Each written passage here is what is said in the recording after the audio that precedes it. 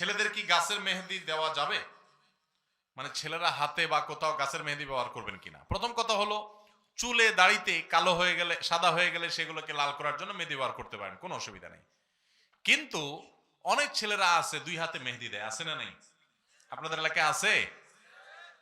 এই ছেলেগুলো কি ছেলে না মেয়ে এটা টেস্ট করা উচিত, হরমোন টেস্ট করা উচিত। কারণ হাতে মেহেদি দিবে মেয়েরা, ছেলেরা না। পরিষ্কার ভাবে নবী করিম সাল্লাল্লাহু আলাইহি ওয়াসাল্লামের হাদিস রয়েছে, তিনি মেয়েদেরকে হাতে মেহেদি দিতে উদ্বুদ্ধ করেছেন। আর মেয়েদের যে বেশভূষা, মেয়েদের যে সাজসজ্জা, সেটা পুরুষরা ধারণ করবে না।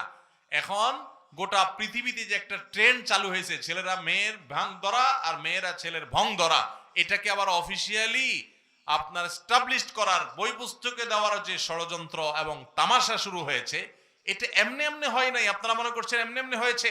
শুনেন, 1450 বছর আগে কোরআন বলে দিয়েছে কি হবে। শয়তান তার প্রতিজ্ঞা করেছিল, ফালায়ুগাইয়িরুন্না খালকাল্লাহ। শয়তান সে প্রতিজ্ঞা করেছে অবশ্যই অবশ্যই সে আল্লাহর সৃষ্টিতে পরিবর্তন সাধন করবে। নারী পুরুষ, পুরুষ নারী, এই যে সৃষ্টিতে পরিবর্তন করা এবং একাকার করে ফেলা, এটা শয়তানের সংকল্প ছিল। এটা শয়তানি এজেন্ডা, সেটা বাস্তবায়ন করা হচ্ছে। নবী করিম সাল্লাল্লাহু আলাইহি ওয়াসাল্লাম পরিষ্কার ভাবে বলেছেন, লাআনাল্লাহুল মুতাশাব্বিহিনা মিনার রিজালি বিন নিসা ওয়া লাআনাল্লাহু মিনাল মুতাশাব্বিহাতু মিনান নিসাই বির রিজাল। যে সমস্ত পুরুষরা মহিলাদের আর মহিলারা পুরুষদের বেশ ধারণ করে, পোশাকে আশাকে চলনে বলনে পুরুষরা মহিলাদের মতো, মহিলারা পুরুষদের মতো, আল্লাহ তাআলা লানত তাদের উপরে বর্ষিত হয়। যদি কোনো পুরুষ অন্য পুরুষের প্রতি টান থাকে, মহিলা মহিলার দিকে টান থাকে, তাহলে এটা মানসিক রোগ, এটা ট্রিটমেন্ট করতে হবে। এটাকে, রোগটাকে অ্যাপ্রিসিয়েট করা যাবে না। ট্রিটমেন্ট করলে এটা সমাধানযোগ্য বিষয়। সমকামিতাকে প্রতিষ্ঠা করার জন্য এটা করা হচ্ছে, এগুলো করা যাবে না। এজন্য নারী পুরুষের নিজস্ব স্বকীয়তা বজায় রাখতে হবে। যেই মেয়েরা ছেলেদের মতো শার্ট প্যান্ট গেঞ্জি পরে ছেলে সাজার চেষ্টা করে, চুল কাটে, সবকিছু করে, আমি সেই মেয়েকে প্রশ্ন করতে চাই, বোন আমার, তুমি কি নারী হিসেবে জন্মগ্রহণ করে অপমান বোধ করতেছ? নারী হিসেবে জন্মগ্রহণ করার কারণে তোমার নিজেকে ছোট মনে হচ্ছে যে তুমি পুরুষ হওয়ার চেষ্টা করতেছ? তুমি তো নারীত্বকে অপমান করতেছ। আল্লাহ তাআলা তোমাকে যে নারী হিসেবে সৃষ্টি করেছেন, তোমার গর্ববোধ করা উচিত, তুমি সেটাকে অ্যাপ্রিসিয়েট করা উচিত।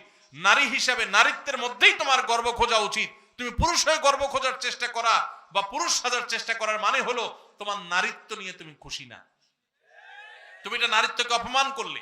ঠিক একই ভাবে যে পুরুষ মহিলার বেশ ধারণ করে, এখন দেখেন এই যে হাতে মেহেদি দেয়, তারপরে চুড়ি পরে, স্বর্ণের জিনিসপত্র পরে, তারপরে যায় চুল মহিলাদের মতো আপনার বিভিন্ন স্টাইল ধারণ করে, এগুলো সব শয়তানি এজেন্ডা। আপনি দেখেন শয়তান কিভাবে উল্টায় দিছে, মেয়েদেরকে উস্কানি দিছে, তোমরা ছেলেদের মতো হয়ে যাও। এই জন্য মেয়েদের দেখবেন তারা শার্ট পরে, প্যান্ট পরে, জামা কাপড় ছেলেদের মতো পরে, আর মেয়েরা, ছেলেরা তারা উল্টা।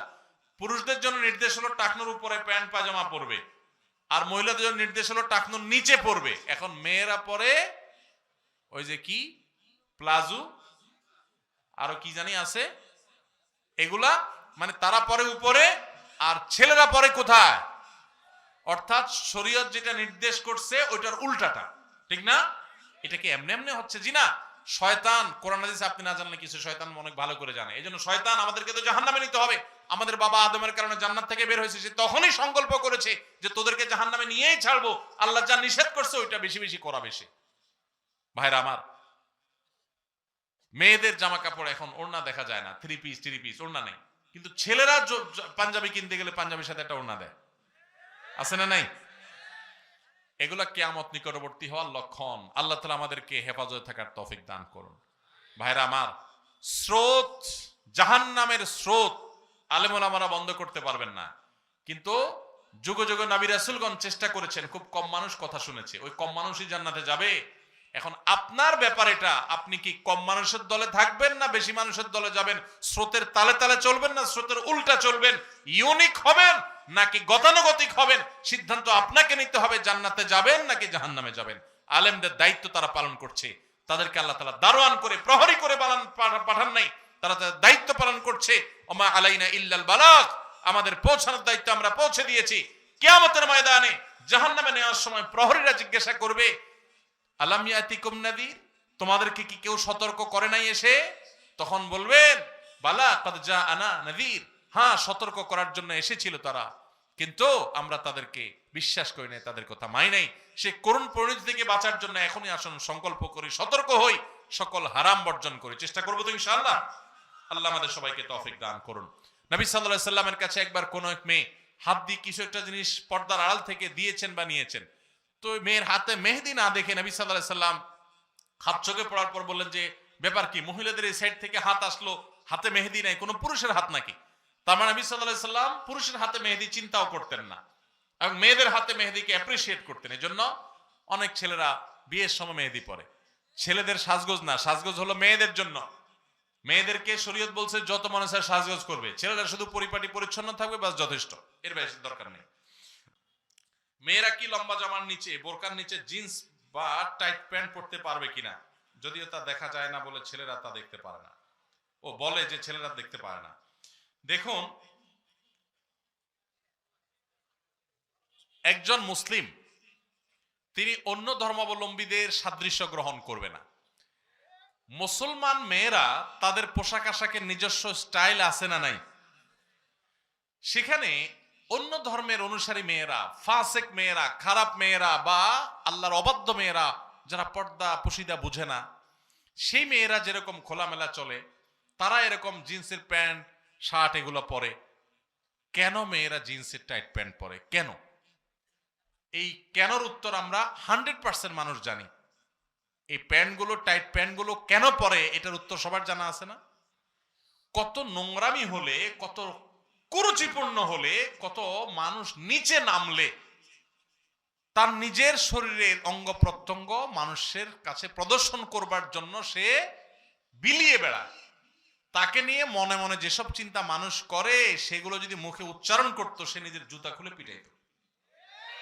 যদি ন্যূনতম আত্মসম্মান বোধ থাকতো তাই এটা করতো না। কোরআন বলতেছে 1400 বছর আগের ইতিহাস, ইসলাম আসার আগে সমাজের কৃতদাসীরা এবং অশিক্ষিতরা, মূর্খরা, মহিলারা তারা বেপর্দা চলতো। আর মুসলিম নারীদের সম্পর্কে আল্লাহ বলেছেন, যালিকা আদনা আন ইউরাফনা ফালা ইউযাইনা, তোমরা মেয়েরা পর্দা পশিদা করে শালীন পোশাক পরে চলবে, তাতে বোঝা যাবে তুমি বাজারি মেয়ে না, তোমার ভিতরে ব্যক্তিত্ব আছে, আত্মসম্মান আছে, আত্মমর্যাদা আছে, তুমি মুসলিম সম্ভ্রান্ত নারী।